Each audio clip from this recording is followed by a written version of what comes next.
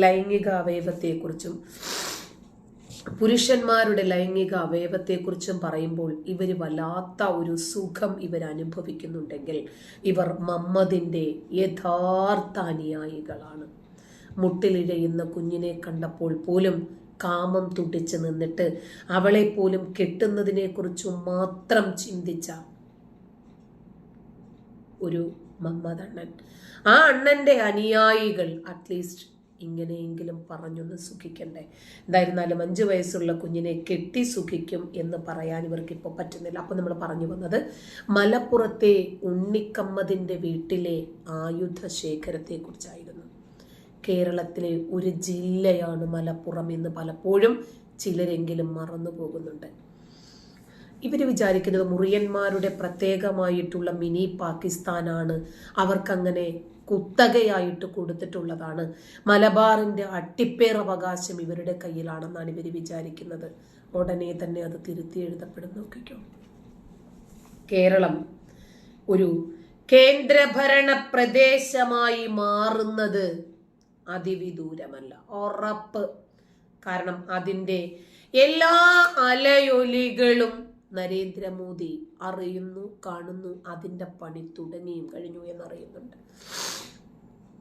ഇനി അജ്ഞാതന്മാര് ബംഗാളികളുടെ വേഷത്തിലും ചിക്കൻ കടക്കാരുടെ വേഷത്തിലും ഇവിടെ ഉണ്ടാകും കേട്ടോ. പോപ്പുലർ ഫ്രണ്ടിനെ വീഴ്ത്തിയത് എങ്ങനെയായിരുന്നു? ബംഗാളികളുടെ വേഷത്തിലായിരുന്നില്ലേ?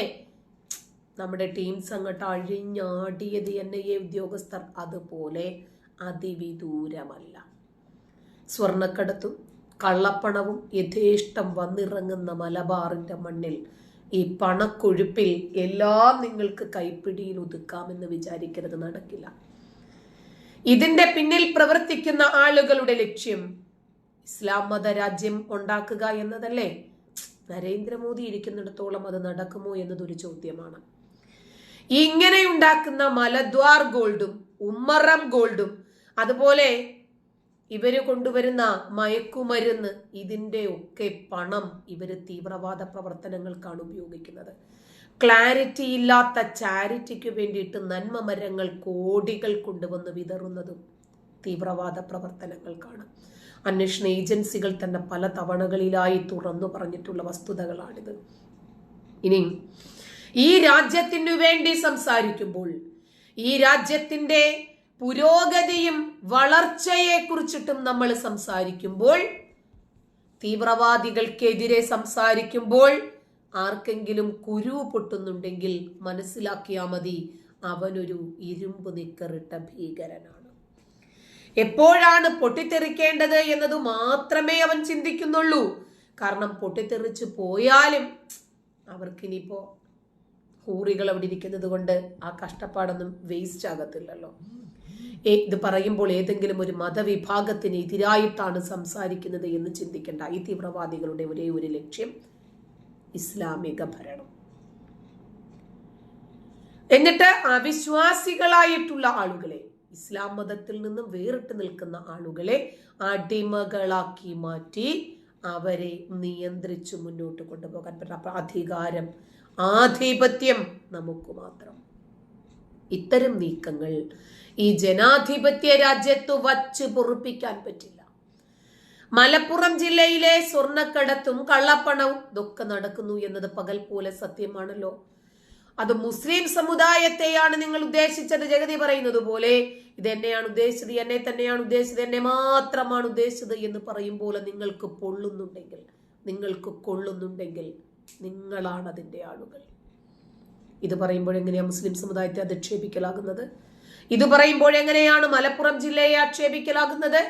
ഇത് വ്യാഖ്യാനിക്കുന്നവരുടെ ഉദ്ദേശശുദ്ധി എന്താണ് എന്ന് നിങ്ങൾക്ക് തന്നെ ചിന്തിച്ചാൽ മനസ്സിലാകും. ഇതാണ് ഇവരുടെ രീതിയാണിത്. ഈ ലോകം മുഴുവനും ഇസ്ലാമിന്റെ കാൽ കീഴിൽ കൊണ്ടുവരിക എന്നതിന്റെ ഭാഗമായി എന്തൊക്കെ ചെയ്യാമോ അതെല്ലാം ചെയ്യണം എന്നത് ഇവരുടെ രഹസ്യവും പരസ്യവുമായിട്ടുള്ള അജണ്ടകളാണ്. ഇവര് ലവ് ജിഹാദിലൂടെയാണെങ്കിലും നാർക്കോട്ടിക് ജിഹാദിലൂടെയാണെങ്കിലും ഇവര് ഒരു മതവിഭാഗത്തെ മാത്രം വളർത്തിയെടുക്കുകയും മറ്റുള്ളവരെ ഒക്കെ ഇല്ലാതാക്കാൻ ശ്രമിക്കുകയും ചെയ്യുന്നതിന്റെ സാരാംശം എന്താണ് എന്ന് ആലോചിച്ചാൽ മതി, മനസ്സിലാകും. കുറച്ച് ലൈംഗിക തൊഴിലാളികൾ വന്നിട്ടുണ്ടെന്ന് പറഞ്ഞു വിടട്ടെ കേട്ടാ. ലിംഗബുദ്ധിക്കാരാണ്.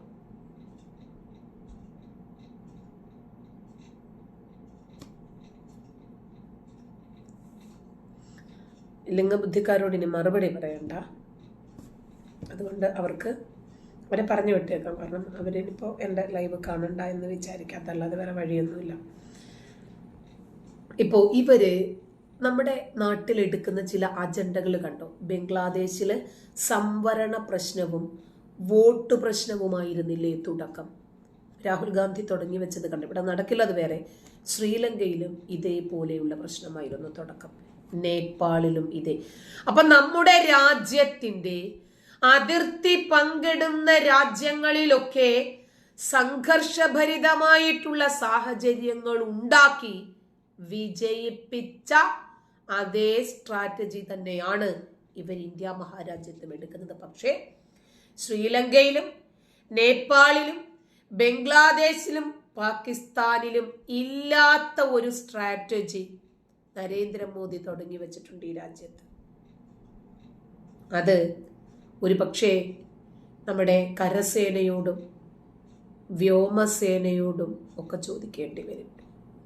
നാവികസേനയും ഒക്കെ പറഞ്ഞു തരും നമുക്ക് എന്താണത്. ഓക്കെ, അപ്പോൾ ഇവരിപ്പോൾ എടുത്തിരിക്കുന്നത് ക്രിസ്ത്യാനികളെ ഒതുക്കുക, ഹിന്ദുക്കളെ ഒതുക്കുക, ഹിന്ദുക്കളുടെ ആരാധനാലയങ്ങളിൽ, അമ്പലത്തിലും അതുപോലെ ക്ഷേത്രങ്ങളിലും ഒക്കെ കടന്നു ചെന്ന് അവരുടെ ആരാധനയിൽ പ്രശ്നങ്ങൾ സൃഷ്ടിക്കുക. ഇപ്പൊ കണ്ടില്ലേ, പിന്നെ എന്താണ് സ്ഥലത്തിന്റെ പേര്, ഇവളുമാര് കുറെ എണ്ണം കയറി ചെന്നിട്ട് ഒരു ക്ഷേത്രത്തിന്റെ പരിസരത്തായിരുന്നില്ലേ, ക്ഷേത്രമുറ്റത്തായിരുന്നില്ലേ ഇവര് പലസ്തീന് വേണ്ടിയിട്ട് ജാഥ നടത്തിയത്? പലസ്തീന്റെ പിന്തുണ പ്രഖ്യാപിച്ചത് ക്ഷേത്ര പരിസരത്താണ്. തുളസിത്തറയിൽ സുനയിൽ നിന്നും മുടി പറിച്ചിട്ടത് ഓർമ്മയില്ലേ? ബൈബിള് കൊണ്ടുപോയി കത്തിച്ചത് ഓർമ്മയില്ലേ? ഇതൊക്കെ പലതിൻ്റെയും തുടക്കം മാത്രമാണ്. അടുത്തതാണ്ട് ക്രിസ്ത്യൻ പള്ളിക്ക് നേരെ വന്നിട്ടുണ്ട്, നോക്കിക്കോ. ിലൂടെ കേട്ട ഒരു വാർത്തയായിരുന്നു കോങ്കോ എന്നറിയപ്പെടുന്ന കൊച്ചു രാജ്യത്ത് ഒരു പള്ളിയിൽ നടക്കുന്ന കുർബാനയുടെ ഇടയിലേക്ക് നുഴഞ്ഞു കയറുകയും വലിയ രീതിയിൽ ആക്രമണം അഴിച്ചുവിടുകയും വെടിവെപ്പ് നടത്തുകയും ചെയ്യുകയായിരുന്നു. തീവ്രവാദികൾ, അതായത് ISIയുടെ പിന്തുണയുള്ള തീവ്രവാദികളാണ് പള്ളിയിലേക്ക് നുഴഞ്ഞു കയറി ഒരു ആക്രമണം, അതായത് ഒരു ഭീകരാക്രമണം തന്നെ നടത്തിയത്. ഇതോടെ മരണസംഖ്യ അനുദിനം വർദ്ധിച്ചുകൊണ്ട് ഇരിക്കുകയാണ്. നിലവിൽ വരുന്ന ഏറ്റവും പുതിയ കണക്കുകൾ പ്രകാരം നമ്മുടെ നാട്ടിലെ ഏതെങ്കിലും മാധ്യമങ്ങൾ ഈ വാർത്തയൊക്കെ റിപ്പോർട്ട് ചെയ്തിരുന്നോ? ഇല്ല. ഇനിയിപ്പോ കോങ്കോയിൽ ISIS ആണെങ്കിൽ നമ്മുടെ നാട്ടിൽ പോപ്പുലർ ഫ്രണ്ടും അതുപോലെ SDPIയും ഒക്കെ ഉണ്ട്. ഇവര് തന്നെയല്ലേ കാഞ്ഞങ്ങാട് അമ്പലനടയിൽ തല്ലിക്കൊന്ന് കെട്ടിത്തൂക്കും സൂക്ഷിച്ചു എന്ന് വെല്ലുവിളിച്ചത്? ഇവര് തന്നെയല്ലേ പിന്നെ അരിയും മലരും വാങ്ങിച്ച് വീട്ടിൽ കാത്തുവെച്ചോളൂ എന്ന് ഒരു ചെറിയ ചെക്കനെ തോളിലിരുത്തി മുദ്രാവാക്യം വിളിച്ചത്? അരിയും മലരും കുന്തിരിക്കവും ഒക്കെ റെഡിയാക്കി വെച്ചോളാൻ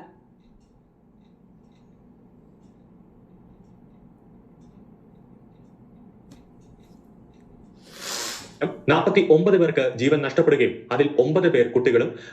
അതാണ് ഏറ്റവും ഒരു വിഷമം ഉണ്ടാക്കുന്ന ഒരു വാർത്ത. അതാണ് ഈ കൊലപാതക ചിത്രം ഏറ്റവും കൂടുതൽ ഒരു ഹൈലൈറ്റ് ആയി നിൽക്കുന്ന ഒരു കാര്യമെന്ന് പറയുന്നത്. കൊച്ചുകുട്ടികളെ പോലും ഇവർ വിട്ടില്ല, അത് വെറുതെ വിട്ടില്ല എന്നുള്ളതാണ് മനസ്സലിയിപ്പിക്കുന്ന ഒരു കാര്യം.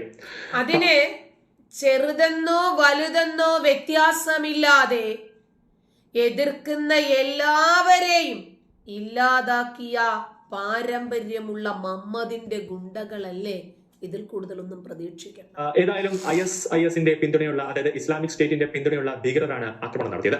ADF എന്ന ഭീകര സംഘടനയാണ് ആക്രമണത്തിന് ചുക്കാൻ പിടിച്ചത്. അതായത് അലൈഡ് ഡെമോക്രാറ്റിക് ഫോഴ്സ് എന്നാണ് ഇതിന്റെ പൂർണ്ണരൂപം. 1990-കളിൽ ഈ സംഘടന ഉഗാണ്ടയിൽ, അതായത് കോങ്കോവിന് സമീപമുള്ള മറ്റൊരു രാജ്യമാണ് ഉഗാണ്ട, ആ രാജ്യത്ത് രൂപം കൊണ്ട ഒരു സംഘടനയാണിത്. അതിനുശേഷമാണ് കോങ്കോയിലേക്ക് ഇവർ കടന്നു കയറിയത്.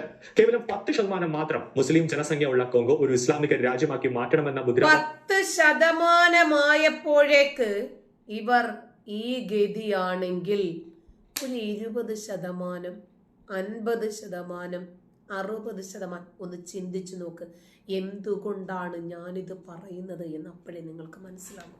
ത്തോടെ അവിടെ പ്രവർത്തിക്കുന്ന ഒരു ഭീകര സംഘടനയാണ് ഈ ADF അഥവാ അലൈഡ് ഡെമോക്രാറ്റിക് ഫോഴ്സ്. ഈ ഭീകര സംഘടനയ്ക്ക് വേണ്ട എല്ലാ പിന്തുണയും നൽകുന്നത് ISIS ആണ്. ഇവരുടെ നേതൃത്വത്തിലായിരുന്നു കഴിഞ്ഞ ദിവസം കുർബാന നടക്കുന്ന സമയത്ത് തന്നെ പള്ളിയിൽ കടന്നു കയറുകയും നിഷ്ഠൂരമായ കൊലപാതകം ചെയ്യുകയും ചെയ്തത്. ഒപ്പം തന്നെ ക്രിസ്ത്യൻ സ്ഥാപനങ്ങൾക്കും അതായത് ക്രിസ്ത്യൻ പള്ളികൾക്ക് നേരെയും വലിയ രീതിയിലുള്ള ഒരു ആക്രമണം ഇവർ അഴിച്ചുവിട്ടു. കഴിഞ്ഞ കുറെ കാലമായിട്ട് കോങ്കോയിൽ ക്രിസ്ത്യൻ വിഭാഗത്തിന് നേരെ വലിയ രീതിയിലുള്ള ആക്രമണമാണ് തീവ്ര ഇസ്ലാമിസ്റ്റുകൾ നടത്തി വരുന്നത്. ഇതിനു മുമ്പ് കോങ്കോയിൽ തന്നെ ഒരു മബസ എന്ന് പറയുന്ന സ്ഥലത്ത് 23 പേരെയും ഇസ്ലാമിക തീവ്രവാദികൾ കൊലപ്പെടുത്തിയിരുന്നു. നമുക്കറിയാവുന്ന കാര്യമാണ്. ആഫ്രിക്കയിലെ ചെറിയ രാജ്യങ്ങളിൽ എല്ലാം മുമ്പ് ഒരു കാലത്ത് ക്രിസ്ത്യൻ മെജോറിറ്റി ഉണ്ടായിരുന്ന രാജ്യങ്ങളൊക്കെ അവർ പലായനം ചെയ്യുകയോ അല്ലെങ്കിൽ കൊല്ലപ്പെടുകയോ അല്ലെങ്കിൽ വിട്ടൊഴിഞ്ഞു പോവുകയോ ഒക്കെ ചെയ്യുന്ന കാഴ്ച പണ്ടൊക്കെ നമ്മൾ കാണുന്നതാണ്. പലതും ഇസ്ലാമിക രാജ്യങ്ങളായി മാറിക്കൊണ്ടിരിക്കുന്നു. കൊലപ്പെടുത്തി കീഴ്പ്പെടുത്തുക അല്ലെങ്കിൽ രാജ്യം തന്നെ കീഴ്പ്പെടുത്തി കൈക്കലാക്കുക, അങ്ങനെ ആ രീതിയിലേക്ക് മുന്നോട്ട് പോകുക എന്ന തീവ്ര നയമാണ് ഇപ്പോൾ ഇസ്ലാമിസ്റ്റുകൾ നടത്തുന്നത്. 2022 ഉഗാണ്ടൻ സേനയുടെ സൈനിക ആക്രമണങ്ങളെ തുടർന്ന് ഈ സംഘം അയൽ രാജ്യമായ ഡെമോക്രാറ്റിക് റിപ്പബ്ലിക് ഓഫ് കോങ്കോയിലേക്ക് അതിന്റെ പ്രവർത്തനങ്ങൾ മാറ്റിയിരുന്നു. അതിനുശേഷം ആയിരക്കണക്കിന് സാധാരണക്കാരുടെ കൊലപാതകത്തിന് ഉത്തരവാദികളായി. 2019 അവർ ഇസ്ലാമിക് സ്റ്റേറ്റിനോട് ചേർന്ന് പ്രവർത്തിക്കാൻ തുടങ്ങി. ഈ കിഴക്കൻ ആഫ്രിക്കൻ രാജ്യത്ത് ഒരു ഇസ്ലാമിക സർക്കാരിനെയാണ് ADFന്റെ നേതൃത്വം വിഭാവനം ചെയ്യാൻ ശ്രമിക്കുന്നത്. News desk. ഇവര് 10% ക്രിസ്ത്യൻ മെജോറിറ്റി മേഖലകളിലേക്ക് കയറിയിട്ട് ഇവർ ആവശ്യപ്പെടുന്നത് ഒന്നുകിൽ കൊല്ലപ്പെടാൻ തയ്യാറാവുക, അതല്ലെങ്കിൽ നാടുപേക്ഷിച്ച് അവരുടെ രാജ്യത്ത് കയറി ചെന്നിട്ടാണ് നാടുപേക്ഷിച്ച് പോകുക, അതല്ലെങ്കിൽ ഇസ്ലാമിലേക്ക് മതം മാറുക. എങ്ങനെയുണ്ട് ഇവരുടെ ഐഡിയ? ഇതേ സ്ട്രാറ്റജിയാണ് കേരളത്തിൽ നമ്മൾ എടുക്കാൻ സമയമായി എന്ന് ഉസ്താദുമാര് പറഞ്ഞുണ്ട്.